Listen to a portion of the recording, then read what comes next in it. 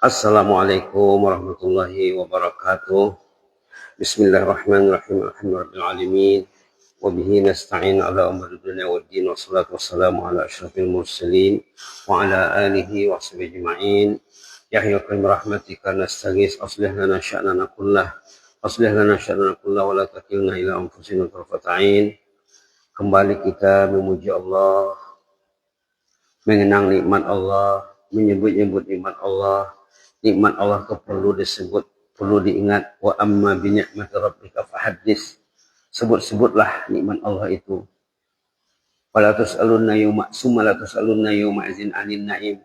Kamu nanti akan ditanya tentang nikmat Allah. Kita berbalut nikmat. Nikmat pagi hari ini, nikmat yang paling top, yang paling hebat di pagi hari, orang berada di rumah Allah, memenuhi panggilan Allah. Nikmat sebelum masuk waktu subuh, nikmat berada di atas sejadah, salat tahajud, qiyamul lail, beristighfar, baca Quran, berdoa dan lain sebagainya. Alhamdulillah, nikmat sesudah salat subuh, nikmat mau duduk sejenak bertazkirah. Seperti kita katakan kemarin, fazakir bil Qur'ani may yakhafu wa'id. Berilah tazkirah, sampaikanlah Al-Quran kepada orang yang takut kepada janji Allah. Salawat beriring salam ke atas Rasulullah SAW. Allahumma salli ala sayyidina Muhammad wa ala sayyidina Muhammad kama shallaita ala sayyidina Ibrahim wa ala sayyidina Ibrahim fil alamin innaka Hamidum Majid. Renungan pagi ini nanti kita sambung dengan renungan kemarin juga insyaallah. Ayat 8 surah Ali Imran. Ayatnya rata-rata kita tahu ayatnya, selalu dibaca. Ayat ini ayat doa. Rabbana la tuzigh qulubana ba'da idh hadaitana wa hab lana min ladunka rahmatan innaka antal wahhab. Ayat ini maksudnya apa? Agar hati kita dibimbing Allah. Idh hadaitana, agar hati kita dituntun Allah. Rabbana la tuzigh qulubana. Ya Allah, jangan engkau putarkan, jangan engkau alihkan, jangan engkau pesongkan qulubana, hati kami ini. Qulub jamak, kata tunggalnya qalbun. Satu qalbun, dua qalbani, tiga qulub. Qulub hati ataupun qalbu bukan kita yang memilikinya, Allah yang menguasainya. Inilah doanya agar hati kita dipimpin Allah. Rabbana la tuzigh qulubana. Ya Allah, jangan engkau pesongkan hati kami. Selama ini kami cinta masjid, ya Allah. Maunya kami cinta masjid terus, ya Allah. Jangan besok lusa engkau palingkan hati kami dari masjid, ya Allah. Kami ingin hati kami ini tetap mencintai masjid sampai hari kami meninggal dunia, ya Allah. Begitu niatnya Pak ya. Begitu niatnya, istiqamah. Kita mencintai masjid sampai di hari terakhir kita menghembuskan nafas. La tuzigh qulubana, jangan engkau pesongkan hati kami. Jangan engkau alihkan hati kami. Karena yang menguasai hati itu Allah. Hidup kita dari Allah. Kesehatan kita dari Allah. Tenaga, akal, pikiran semuanya Rabbul Alamin. Allah yang mengatur alam ini. Termasuk kita. Dan segala perincian, segala unit kehidupan kita. Subhanallah. Abu Bakar Siddiq radhiyallahu anhu dalam hadis kitab Muwatta disebut kalau Abu Bakar sholat maghrib yang ada sejarahnya ya. Saya sudah membaca Fatihah rakaat ketiga sholat maghrib, sebelum ruku dibacanya ini. Biasanya kita rakaat ketiga sholat maghrib ghairil maghdubi 'alaihim waladdallin amin. Terus ruku. Abu Bakar dibacanya ayat ini. Rabbana la tuzigh qulubana ba'da idh hadaitana wa hab lana min ladunka rahmatan innaka antal wahhab. Karena penghujung Al-Fatihah itu ghairil maghdubi 'alaihim waladdallin, itu orang yang hatinya tidak dijaga Allah. Hatinya tidak diurus Allah. Siapa itu? ghairil maghdubi alaihim waladdallin. Al-maghdubu alaihim waddallun, hati mereka tidak diurus Allah.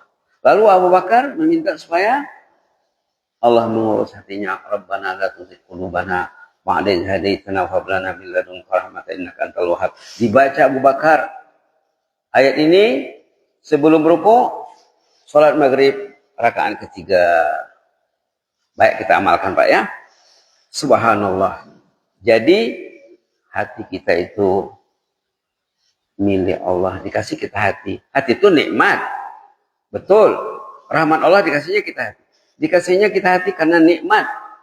Dengan hati itulah kita bisa mencintai Allah. Bisa dicintai Allah. Sebagaimana yang disorot dalam khutbah Jumat kemarin. Macam mana supaya Allah mencintai kita. Nah, kemarin ada disebutkan 5-6 faktor supaya kita dicintai Allah. Antara lain, mencintai orang yang mencintai Allah. Ini yang kita sorot dalam tazkirah subuh kemarin. Ada doanya, as'aluka hubbaka wa hubba man yuhibbuk wa hubba amali yuqarribu ila hubbik. Bila orang itu dicintai Allah, Allah akan mensupport dia. Allah akan mendukungnya. Nah, tengok ayat sesudahnya nanti ayat 13. Wallahu yu'ayyidu binasrihi man yasha. Inna fi dzalika la'ibratan liulil absar. Subhanallah. Allah akan mensupport, mendukung, menyokong, memperkuat, yu'ayyid. Ta'yid min Allah. Kalau tidak didukung Allah kita, orang itu kalau tidak didukung Allah mungkin masih tidur dia. Maka Allah mendukungnya, ringan langkahnya ke rumah Allah. Dan dekat bertambah dekat, yang jauh terasa dekat. Kalau didukung Allah, kalau Allah tidak mendukungnya, yang dekat terasa jauh. Yang jauh semakin jauh. Dekat terasa jauh. Dekat di mata, jauh di hati. Kalau Allah tidak mendukungnya, wallahu yu'ayyidu binasrihi man yasha. Allah mendukung, menyokong, mensupport binasrih dengan pertolongan Allah man yasha, siapa yang dipilihnya. Ini pilihan Allah Pak ya. Datang ke masjid pilihan Allah. Datang ke masjid pilihan Allah. Mau tangan pegang Quran itu pilihan Allah. Mau puasa sunat, hari ini sunat puasa Pak ya. Mau puasa sunat itu dukungan Allah. Wallahu yu'ayyidu binasrihi man yasha. Allah mendukung binasrih dengan pertolongannya man yasha. Allah mansurna fa innaka khairun nasirin. Allah mansurna fa innaka khairun nasirin. Ya Allah tolonglah kami ya Allah. Inna fi dzalika la'ibratan liulil absar. Hal itu menjadi ibrah, menjadi pedoman bagi ulil absar. Jadi ada kaitannya ayat 7 ayat 8 tadi ya. Ayat 8 Rabbana la tuzigh qulubana dengan ayat 13 wallahu yu'ayyidu binasrihi man yasha. Allah akan menyokong dengan pertolongannya man yasha, orang yang dikehendakinya. Selalu kita maunya dikehendaki Allah ya. Maunya Allah menghendaki kita pas azan, Allah menghendaki kita. Insya Allah. Begitulah ya. Kalau kita kaitkan dengan yang kita sorot dalam 2 hari yang lalu tentang cerita pasangan suami istri muda, suami masih muda, istri masih muda. Suami pulang kerja tiba-tiba disambut istri dengan kemarahan. Mungkin ada faktor sebelumnya tuh ya. Tidak mungkin tiba-tiba marah saja meledak. Mungkin ini rentetan ya. Mungkin ada mukaddimahnya pertama, kedua, ketiga. Sampai tadi dia meledak tuh. Suaminya pulang kerja disambut dengan kemarahan, dengan kata-kata yang kasar. Nah, tidak patutlah sebenarnya ya. Patutnya kalau ada masalah dengan pasangan hidup, jangan pas waktu pulang ke rumah, pulang penat. Capek pulang kerja terus diserang. Kasihlah minum dulu, duduklah dulu. Nah, subhanallah. Kalau dulu sahabat Nabi ada yang hebat ya. Ada masalah besar yang melanda mereka. Tiba-tiba si istri nggak terus menyebut sama suaminya. Dia bawa tidur dulu. Dibawa tidur dulu. Sudah puas suaminya tidur dengan dia. Nanti kita bangun tidur. Sudah selesai tidur mereka. Di atas tempat tidurnya. Dikasih tahu nyala. Begini tadi bang. Itu kan enak. Ini tidak. Perlu psikologi rumah tangga ya. Psikologi suami istri. Perlu tahu sedikit-sedikit lah. Yang jelasnya itu yang berlaku bahwa si istri meledak kemarahannya menyambut suami pulang kerja. Suami pula, dia capek pulang kerja, tidak terbendungnya pula emosinya, sama-sama panas. Sama-sama meledak emosinya. Suami panas, istri pun lebih panas lagi. Akhirnya si istri membuat keputusan ingin pulang ke rumah orang tuanya, ingin meninggalkan suaminya. Dibungkuskannya lah kainnya, dimasukkan ke dalam tas, dalam bag kata orang Malaysia ya. Satu malam tidak tidur mereka. Suami pikir macam mana ini. Dicoba membujuk istrinya, istri tidak mau dibujuk. Dan buat keputusan mau pulang, mau berpisah sementara begitulah, menenangkan keadaan. Apa yang terjadi? Ini yang perlu Pak ya. Suami belum lagi masuk waktu subuh, dia sudah ada di masjid. Dia mendengar azan di masjid waktu subuh. Subhanallah. Sesudah subuh dia duduk sejam. Memperbaiki line komunikasinya dengan Allah. Dengan bertaubat dan beristighfar. Menormalkan hubungannya dengan Allah. Tidak normal tadi itu. Pas dua-duanya tegang. Dua-duanya panas. Berarti tidak normal. Duduklah dia di masjid selama sejam beristighfar.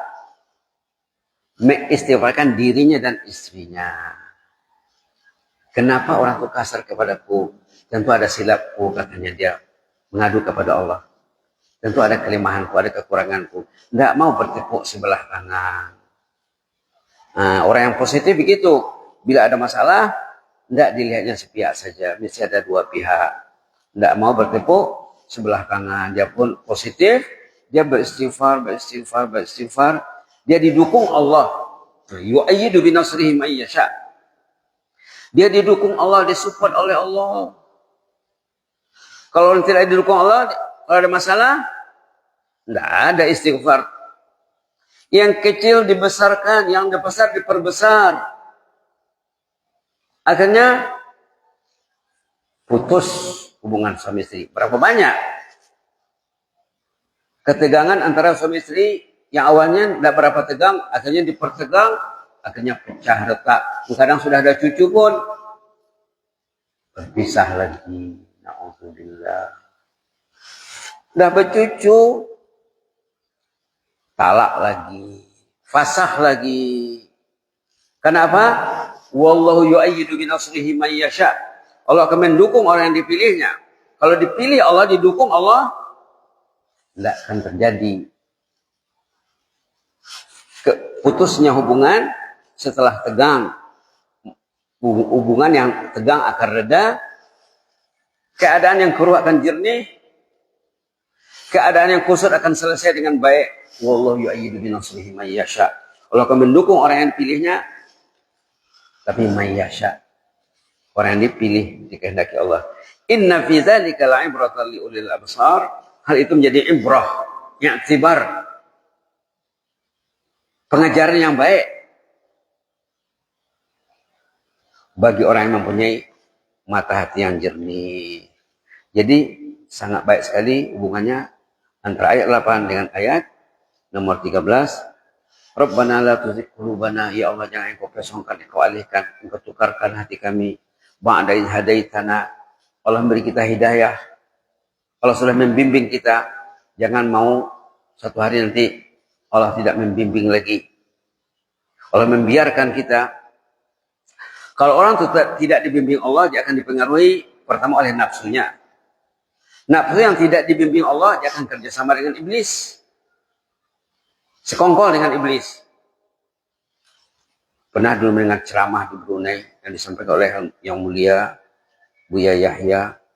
Hawa nafsu yang tidak dibentuk itu katanya, tidak terbentuk, itu lebih bahaya daripada 60 setan iblis. Nafsu, hawa nafsu yang tidak dididik dengan baik, itu kekuatannya lebih daripada 60 setan iblis. Itu maka susah ya. Susah tengok masyarakat ini. Ke masjid susah. Pegang Quran susah, nambah ilmu berat. Ternyata saya tengok dalam sumber memang ada sumber ulama mengatakan hawa nafsu yang tidak dibentuk, yang tidak dididik, yang tidak didukung Allah itu lebih berat daripada 60 setan iblis. Na'udzubillah, semua na'udzubillah. Begitulah Pak ya, renungan ayat 7, ayat 8 surah apa tadi? Surah Ali Imran. Ayat ini yang dibaca oleh Abu Bakar Siddiq sesudah membaca Fatihah rakaat ketiga salat maghrib. Bagus kita amalkan, kita coba ya. Kemudian kita jadikan amalan. Di samping kita meminta pertolongan Allah agar kita ditolong oleh Allah. Kalau kita tidak ditolong oleh Allah, nanti kita terbiar. Kalau kita terbiar, kita akan kalah, kita akan tewas. Na'udzubillah. Ada ayat dalam surah Al-Hasyr ada nasullah katanya. Mereka lupa kepada Allah. Lalu fa'ansahum anfusahum ulaika humul fasiqun. Ayat 19 surah Al-Hasyr halaman 548. Nomor halamannya perlu Pak ya, karena kalau sahabat kita mendengar di seberang laut sana di Malaysia, di Brunei, mereka akan buka Quran Pak. Mereka dengar tazkirah di YouTube di mana mereka akan buka Quran. Perlunya nomor halaman ini. Nomor surah perlu, ayat berapanya? Halamannya perlu. Ayat ini mengatakan nasullaha fa'ansahum anfusahum. Mereka lupa kepada Allah, lalu Allah jadikan mereka lupa diri. Artinya tidak dijaga Allah. Maaf Pak ya. Tapi tengok pangkal ayatnya. Tengok awalnya. Ini pertengahan ayat dengan ujung ayat. Kalau kita lihat pangkal ayatnya, awalnya wala takunu kalladzina nasullah. Kamu jangan lupa kepada Allah. Jangan seperti orang yang selalu lupa kepada Allah. Kalau orang itu lupa kepada Allah, fa'ansahum anfusahum. Dampaknya, resikonya, implikasinya, kalau lupa kepada Allah, Allah jadikan mereka lupa diri. Tidak diurus Allah. Kita tadi minta diurus Allah dalam ayat 13 surah Al-Imran. Yu'ayyidu binasrihi mayyasha. Kita minta didukung Allah, disokong Allah, dibantu Allah. Di sini tidak. Fa'ansahum anfusahum. Mereka itu dijadikan Allah lupa diri. Lupa nak tahajud. Lupa nak ke masjid. Lupa berniat sebelum tidur. Besok saya mau sholat subuh di masjid. Jadi tidurnya, orang yang tidak datang ke masjid itu tidurnya ada dua. Pertama maksiat. Kedua tidurnya ada. Ada. Dia tak berdosa lah. Kalau dia sholat. Tapi kalau dia tak sholat, tidurnya maksiat. Tidur. Menambah maksiat. Menimbul dosa. Na'udzubillah.